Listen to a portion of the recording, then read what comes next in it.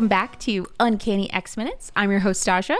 I'm producer James. And I'm Brian. Hey, guest this week. Hello. And we're here to do 10 minutes of the X-Men movie, minutes 60 through 70, and talk about all the comic books that relate to it. So welcome back. We thought we'd give it a whirl this week and try bringing someone in to talk about, these 10 minutes. Yeah, it was a pretty good 10 minutes. It was kind of gearing up 10 minutes, let's call it. Yeah, you want to know what happens in these 10 minutes? I would love to. Sure you do. Well, you know, but in these 10 minutes, Senator Kelly turns to water, Professor X gets mind poisoned, the Brotherhood goes to Liberty Island, and the Blackbird takes off through the basketball court. I forgot about that. We mentioned it like second or third episode, whatever one where they go to the school and they say, tour. Yeah, there's the Blackbird. Like, we talked about the basketball court, but now we see it in action. Yeah. What happens if there's kids playing basketball? We asked that question. We don't know. Good question. Well, it's at night, so there was no night games being played. So that's good. I assume that there's some sort of warning sensor or whatever. I mean, they have a psychic on board. It can't be that difficult. It's when you do all the checks on the plane. Uh-huh. Yeah. Kids on the basketball court, check. Well, part of the reason that we brought Brian, if you listen to episode 0, I think, or episode 1, we talked some maybe some gossip about you, Brian. I got slandered on this podcast. Yeah. Well, is it slander if it's true, though? No. And you are not really an X-Men fan. I'm not. I've always been, like, since I started reading comics, I've always been more of an Avengers fan.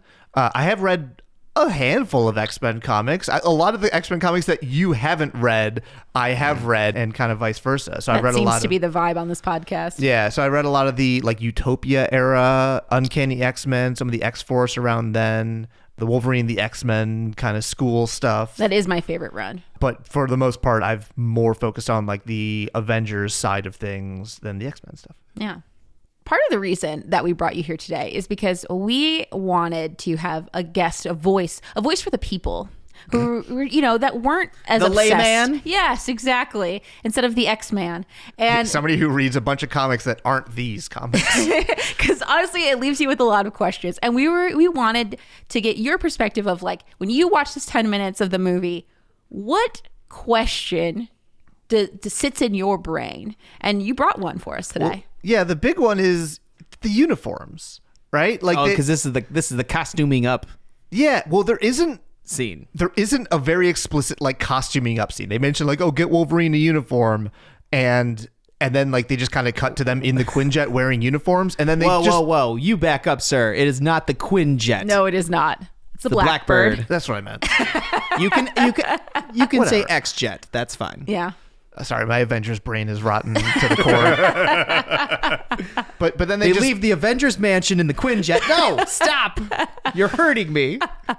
And I feel like they know what they're doing in like the worst way, where Scott Summers makes a joke. He's like, "Would you want yellow spandex?" Wink at the camera.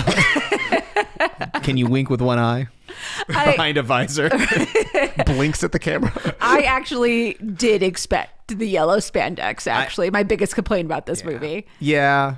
Once again, I'm going to be the defender of it was of the time. Of course. The early 2000s. I mean, this is the era of the gritty style. He was going for more realistic. Leather was very in. Sure it was. Blade was what, 98? That's... I never thought about that in the context of Blade and The Matrix, but, it absolutely is. I think we really underestimate the influence that those shows had on movies of this era and how much black leather then became a thing. Yeah. So it was you're right. 98. Yeah. So like it was of the time. Bryan Singer himself, the director, will say that he wanted it not to be as bright and flashy, which is wrong. Instead, he went for this black leather, which he thought was more, I don't want to say realistic, but practical. But if you watch any behind the scenes footage of the actors trying to get over a small stone wall. It happens in the next 10 minutes. It doesn't happen in this one, but they all have trouble. They can't move in these outfits. Suits are too tight. They are too tight. But they're also not form-fitting either. They don't look great. No, yeah. I don't know. This is where spandex would have come in useful, actually. There's a reason superheroes wear spandex. It's, like they're gymnasts. They're moving around a lot. Has there been, like, this really isn't our wheelhouse on this podcast, I guess, but, like, has there been a comic book movie before this? Because the Spider-Man movie came after, right? That did comic book costumes. 02? 02, I think. That did comic book costumes accurately. Sir, Well, I mean- this is a comic book podcast. I have no idea. James might be helpful here, hello. though. Superman. That's Sure. true. Yeah. Christopher Reeve Superman did do legitimate spandex. But that was way earlier, right? That was in the this, 70s. This kind of like Renaissance era. Right. The of- newer era, no. Your second wave of superhero movies kind of starts with Batman. Yes. Yeah. And Batman already does the leather. Mm-hmm. And he's already black, so that's fine to begin with. It's accurate for him. Very accurate for Yeah. him. But then the next wave after that starts with X-Men. Right. So like, but between those two, it's just a lot of Batman movies. And Blade, who also wears leather. I think Blade is probably the closest to, like, he's wearing leather, but he also needs, like, some protection. Well, I mean, it is like, not to pimp our other podcast, Pop Culture Roll Call, but like Yeah. your Buffy the Vampire Slayer Angel vibe of wearing leather is just fashionable. yeah. And also, like, thicker, useful. Like, it's Yeah. not like a bad. When you're wearing a jacket, Right. Yes. Yeah. Not the whole thing. not the whole thing, unless you're Buffy, and then it's leather pants, and then a cute top. Yeah. Very 2000s. Very Yeah. 2000. No color But anywhere. I think for me, if you're going into making an X-Men movie, you kind of have two camps at this point. You have the OG camp where they are uniforms, where everyone kind of has the same outfit, essentially, which with the original team worked great because everyone looked so distinct. They had some distinctive way to tell who was who, so you weren't ever confused. And then Iceman's just naked. Iceman is just a pile of snow, Yeah. which is even weirder. He's not that ice form you're used to later, but he is just a pile of snow with boots. And then, Beast, I mean, honestly, it doesn't even matter because Beast looks like a person, whether you want to, like he has descriptors, but he's basically a guy. Angel has wings and Cyclops has a visor. Yeah. And Marvel Girl's the girl. Yeah. That's She's how the comic books lady. worked. But then once you move later, everyone starts getting their own vibe. Everyone's allowed to wear their own colors. And that's honestly, if you want to take the mutant metaphor anywhere, this sort of, I don't think at the era this maybe works as well, but like it does later. If you do take it in the sort of pride way, like the homosexual pride way, it is flamboyant and colorful, and it is being celebration. Yeah. Like everyone's colors are bright. It's a comic book, so that's might not be as much as what they're going for, but Yeah. pops of color off the page so you can tell who's who. The movie, you can tell who's who because they're actors. Yeah. So when they're in civilian clothes, it's not a big deal. Like you can still tell who's who. Yeah, it's pretty obvious. But if you put them all in costume, in a comic book, you don't have them in civilian clothes as much because they are hard to tell. Like I know I was reading something the other day and it was like, wait, is that Sam Guthrie, Cannonball, or is that Warren Worthington III, Angel? Because they're both blonde dudes. Yeah. With almost the same haircut. You put them in their costumes, no doubt about who's who. Right. With the movie, it's almost the opposite problem, where once you put them in their costumes, you're like, they're just people in black suits. Yeah, it does become harder to judge. And especially because, like, when you're looking at the comic books, like, I think hair is such a thing in the comic books. Like you were saying, when you have Sam Guthrie and when you have Warren Worthington III. Or even like original, where you have Iceman and Warren. Yeah. They're both very similar. I think Iceman's maybe got light brown hair, Yeah. but it's not too different. distinctive. Yeah. But then when you get into like the new X-Men, like after Giant Size, you obviously have like Not Rogue. new X-Men, Grant Morrison's So run. not that one, but the all new, all Yeah, different. okay. What decade is that? I think that starts in the 70s. Okay. Yeah. Yeah, with Claremont. This is the Claremont run. This is the Claremont run, and that goes pretty long. But I mean, if you look at Giant Size X-Men #1, everybody's costume is bright and colorful because Yeah. this is one where they collect all the X-Men that you know now, and they all kind of already have their costumes. Yes, they basically have their costumes, and also their hair is really distinctive. Rogue, like the half white hair, like pieces. Everybody like looks striking, and I think that's harder to do in the movies, honestly, because Jean Grey in the comic books, her hair is like bright red, and it works because it's a comic book. She has regular red hair in the movies. Like It's almost auburn. Yeah, it's like, I get it. It's realistic. But I mean, that is where the actor part comes in. Exactly. Whereas like where you got Famke Janssen. Yes. Janssen? I don't know. Doesn't matter. You have her there and you're like, she's absolutely Jean Grey. Yeah. And you wouldn't get her confused with anyone else. It's always interesting to me that, like, in my head, when I picture the X-Men, I always think of uniforms, right? Mm-hmm. But when I think of like the most iconic X-Men team, which is probably like the, you know, for me personally, it's like the 90s team or like the 94 or whatever cartoon, they're not wearing uniforms. Like, they have similar colors going on. Like, there's a lot of like yellow and blue and whatever, but they're not like matching. They're not matching, but they are kind of uniforms. They all have X's on them. Yeah. I mean, does Gambit though? Does Jubilee Gambit have an X? I don't think Gambit has an X. I think Jubilee has. Yeah, I think she does. In her earrings. Sometimes in her earrings. I think sometimes on her shirt. Mm-hmm. In the corner. Like underneath the jacket. Gambit is complicated in the comic books, and I'm not going to go into why because that is a whole nother half an hour. That's for Wolverine Origins. Yeah, but suffice to say, Gambit, when he's like a period and with the X-Men, he's kind of distinctly separate and is not necessarily like a good guy. He's got a lot of secrets or whatever, so he's not like kind of cohesioned with the team. But his outfit is so distinctive, there's no reason to change it because, like James was saying, it becomes part of like their identity. Yeah, but even the looks for like Cyclops and Wolverine, they're not matching, but they have similar color schemes. Right. And I think that they actually that have opposing color schemes. Well, yeah. Symbolism.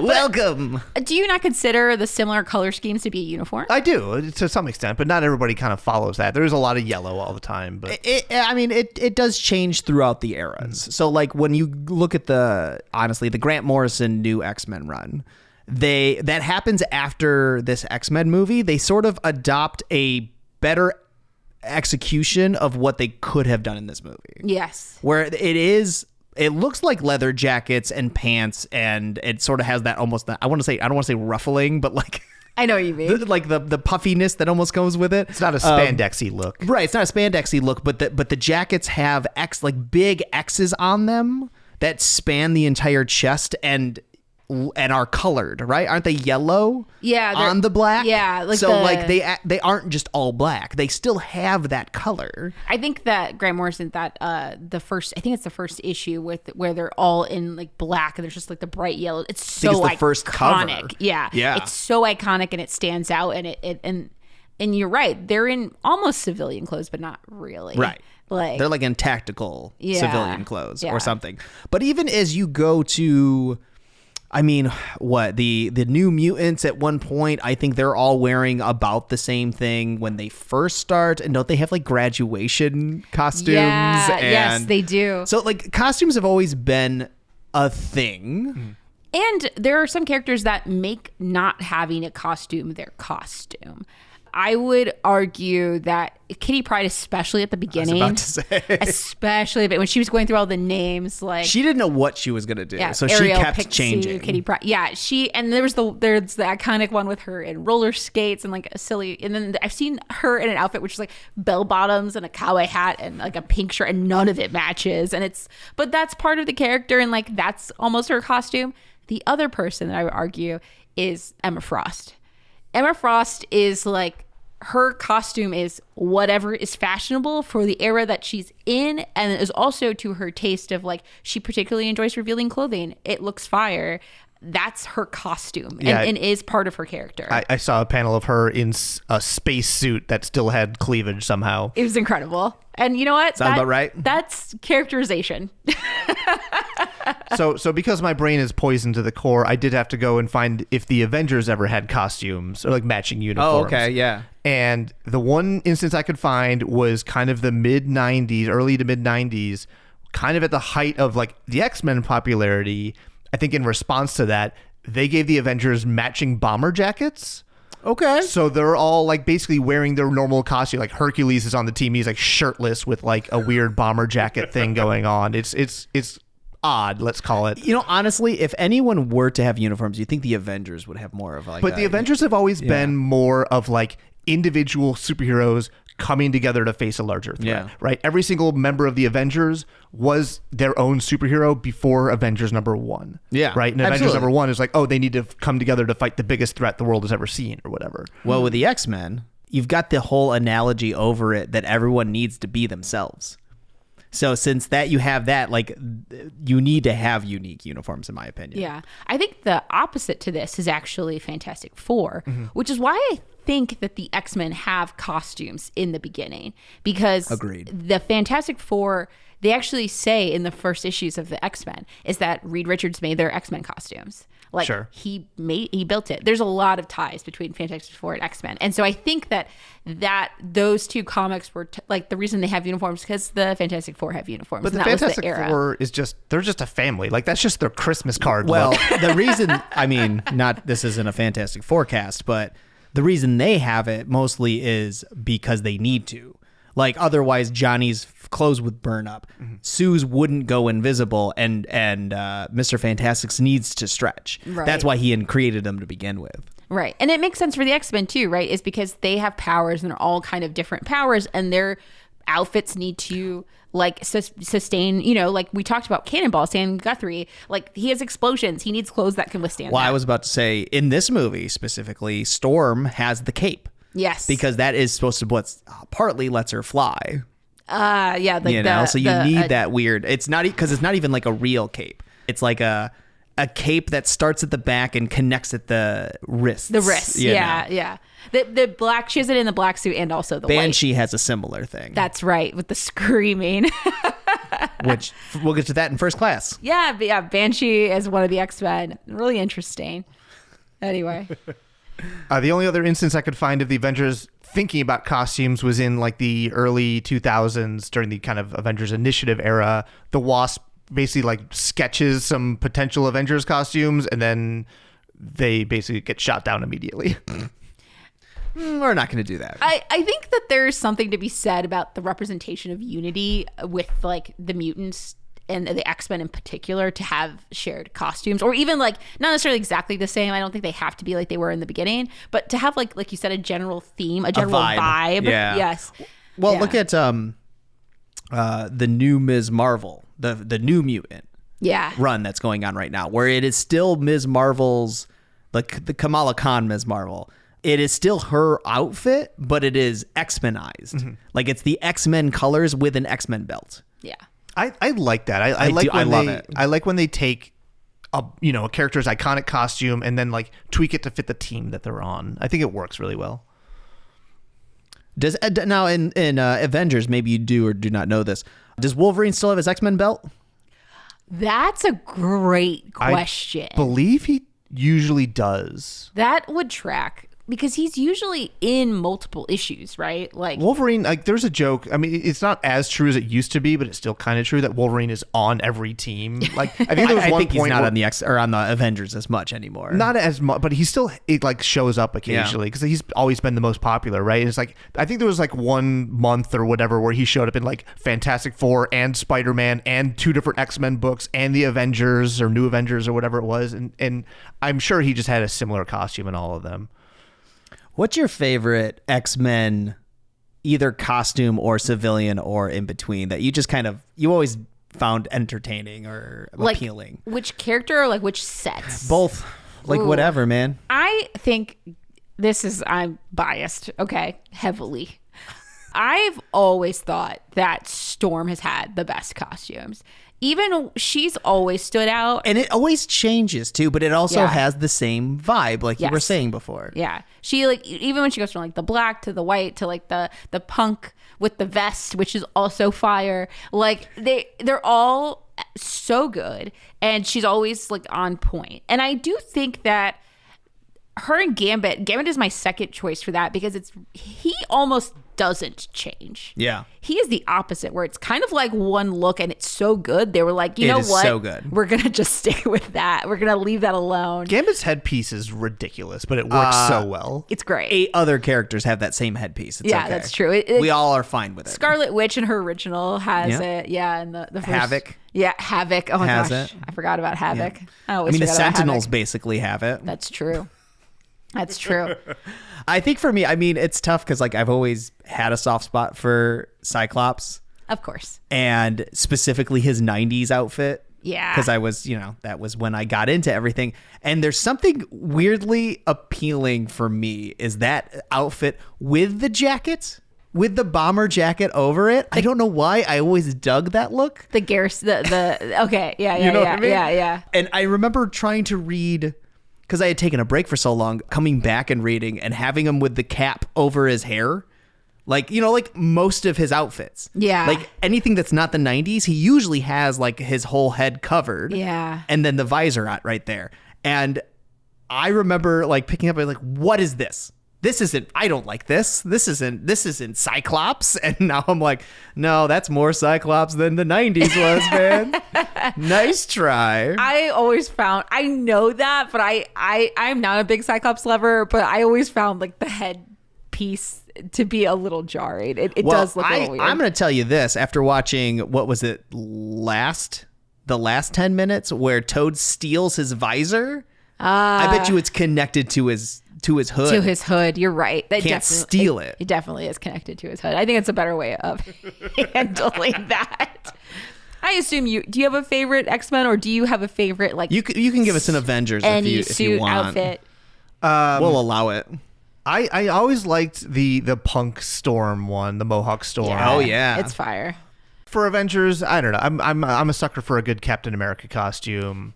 Just the details with like the wings on the helmet and the kind of like scales on the costume. It's ridiculous in a way that like nobody was like, this will never work on a movie screen, and then they kind of they tweaked it obviously, but they made it work. Have you seen the older Captain America movies? I've seen clips of it where he's riding a motorcycle and has a weird plastic looking shield. There's that one. There's one more specifically I'm talking about where he has rubber ears. Oh no. And the Red Skull's Italian. No. Don't like that. You're good with that. I'll come over sometime. We'll watch it. Do you have anything else about costumes you'd like to discuss? No, I don't think so. Before we run out of time, I would like to I'm surprised you didn't say Quentin Quire, by the way. I He's more of a civilian clothes. hate. No, not his new one, like his punk rock look yeah. and Wolverine and the X-Men. Here's the thing. I love his outfit there. I despise his new outfit. So he actually went from like, I love his clothes to I hate his new outfit so much. What's the opposite of a glow up? A glow down. Like, it's Blow just a blow up. Yeah. It's so bad. I cannot wait for it to change again.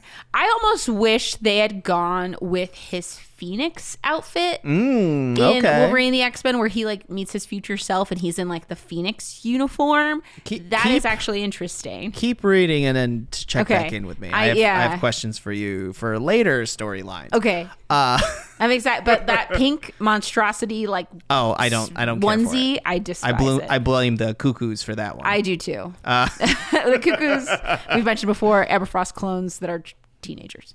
In this set of minutes, we also have Senator Kelly dying. Yes, that's what I want to talk about. Capri-sunned.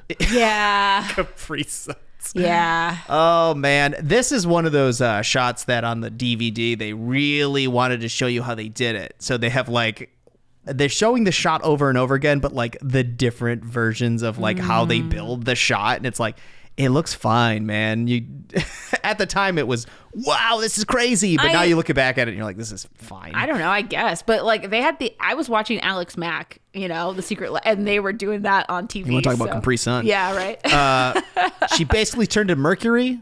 Yeah. In the show? Yeah. What's her power? But yeah, we promised in episode 1 we would talk about Senator Kelly in this specific episode where he died. I do want to talk about it. Okay. And we don't have a ton of time, but I'm going to speed run through it. So Senator Kelly, he is one of the people who start the Sentinel program. So that is like one of the main things about him. He's a anti-mutant politician, but when comparing him to, I guess, later politicians, he's almost like a centrist. Quaint. Yeah. Isn't that how politics works, though? Kind of, like, yeah. You look back 10, 15, 20 years and you're like, oh, you weren't that bad. Yeah. Like he's actually kind of outdone by Bastion and Graydon Creed, who is Sabretooth and Mystique's son. There's a bunch of that in the Fatal Attractions storyline we were talking about last week. Yep, and Operation Zero Tolerance with Bastion. They are trying to literally hunt down mutants and kill everybody. Whereas Senator Kelly is more of like, we should Capture register and register them. Yeah, and- or they can't be left running around. Catch and release. Yeah, probably, very much. He kind of gets put on this path of anti-mutant registration via Sebastian Shaw, who is the Black King of the Hellfire Club. I don't know if we have time to go really into that. No, we'll go to the Hellfire Club in detail in First Class. But yeah, basically he hangs out with Emma Frost. They're all villains. Emma Frost, Mystique, him, etc. And one of them is Mastermind. He's a villain that can create illusions. He makes an illusion that Cyclops is just like setting his mask and exploding like people in a room. And so, he becomes this kind of anti-mutant politician. And his death is one of the kickoff moments for Days of Future Past, one of the most famous X-Men storylines. He doesn't have a lot of involvement with it, with the exception of if he dies, that's the timeline we go into. And it's a really bad timeline. So Was it Mystique that killed him? Yes, Yeah. yes. Yeah. So they have to stop Mystique from killing him. Right. And Which is literally the movie too, just not Yeah. not Senator Kelly. Right. They take him out, which we'll get into when Yeah. we do that movie. That's why it confused me, because I was like, wait, is it watch not that Senator movie? Kelly? And I was No. like, and you're like, no, it's not. I'm like, it really should be. But I want it to be. He's a very complicated politician. He kind of switches, right? And like ends up being pro mutant by the end of his career. Not really. So he is working with Cable is basically the one who turns him. Okay. And to kind of more of like, we can live together. Less anti-mutant than the politicians he inspired. Yes. Honestly, legitimately, that is the character. And it makes it really hard for me in the year of our Lord 2024 to be sympathetic and to really like those storylines right now. But that is kind of the storyline where he is part of he calls S.H.I.E.L.D. and they come together and they stop Operation Zero Tolerance with Bastion. Like he teams up with Cable and like the X-Men and whatever. But he also runs on a platform of like anti-mutants when he wants to run for president, even though it's more of like registration or whatever. And ultimately, he does get assassinated. One of the other points is that his wife dies in the middle of a fight with the X-Men and somebody else, and like the car blows up. And that's also part of the reason why he's anti-mutant. It's complicated. I think this character was probably more interesting in 2001. 2024 feels a little raw. Well, it's 2000 when the movie comes out. Sure. It's a little Dalmatians killed my parents, Cruella de Vil origin story. Yeah, no, he I think because he's so iconic in Days of Future Past is most likely why they use. I mean, and talking mutant registration. Right. They just kind of ignore the rest. Yeah. It's a very like shorthand us versus them. Yeah. Like, look how they're villainizing Well, especially us. if they're going to kill him in this movie. Yeah. That was the wildest part. I could not believe they actually killed him in this movie. I was like, why would you do that? I mean, it's for plot. I think a lot of this movie, if you're like, why'd they do that? Plot reasons, it's to show us, the audience, and the X-Men that the process just doesn't work. And I guess like the point is that they want to make the villain Magneto. Yeah. And not Humans. Senator Kelly, and not humans. It also kind of smacks of like, did they not think they were going to get a second movie? Oh, for sure. Yeah. 100%. Yeah. I mean, this is not there's no post-credit stinger. There's nothing. Yeah. But it's also, I think, trying to set up that Magneto's misguided and that he doesn't know that it's going to kill all these people. That's true. Right? It's like they're attacking the UN or whatever it is with that weird sand table that's the most useless map of all time. Actually, that is in this 10 minutes where they do mention Magneto doesn't know this, he doesn't know that this is going to kill everybody. Right. And I don't, Magneto, and that is accurate also, because like Magneto isn't really a kill 'em all kind. I mean, there have been occasions because he's gone mad at times. A million writers, and sometimes they shift him, but generally he's more of like, I want to rule you versus like a mutant genocidal. Mutant should be on top. Right. It's just a little different. It's a little different vibe. But but this movie does like underline that, where he just doesn't know that's what's going to happen. He says, "Welcome to the Brotherhood," when he transforms him. He's mad when he gets away. Yeah, very angry. Because I think he assumes he's going to join him. Because he is a charismatic person, comic book wise. Like Yeah, he Magneto. He is someone that wants you on his side. Yeah. It's interesting. I wasn't sure if I felt like that was what was going to happen. Maybe this movie just didn't have enough time. Well, once again, I mean, how are you going to get to the third act? Right. Yeah. Well, I guess it'll work. Let's just go. But Anyway. yeah, Speed all right. run for Senator Kelly. Honestly, I was doing research of him too. He's not a meaty character. Yeah, he's like a pivotal point because of Days of Future Past, Yeah. and like so future issues are just like, don't let Senator Kelly die, because if he does, it's like the threat. He's a MacGuffin. Right, Yeah. exactly. It's like the threat of the Days of Future Past Right. timeline. But that's really all it is. It's about the interesting stuff that happens after he dies that we want to Well, avoid. he can die, just not as an assassination attempt by a mutant. by a mutant. Yeah, right.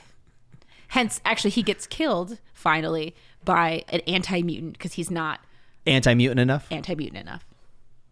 All right. Hoisted by his own petard. All right. Well, I think that'll do it for this 10 minutes. Thank you, Brian, for joining us. Thanks for having me. So much fun. I've been producer James, I'm Stasha. I'm Brian. and we'll see you for the next 10.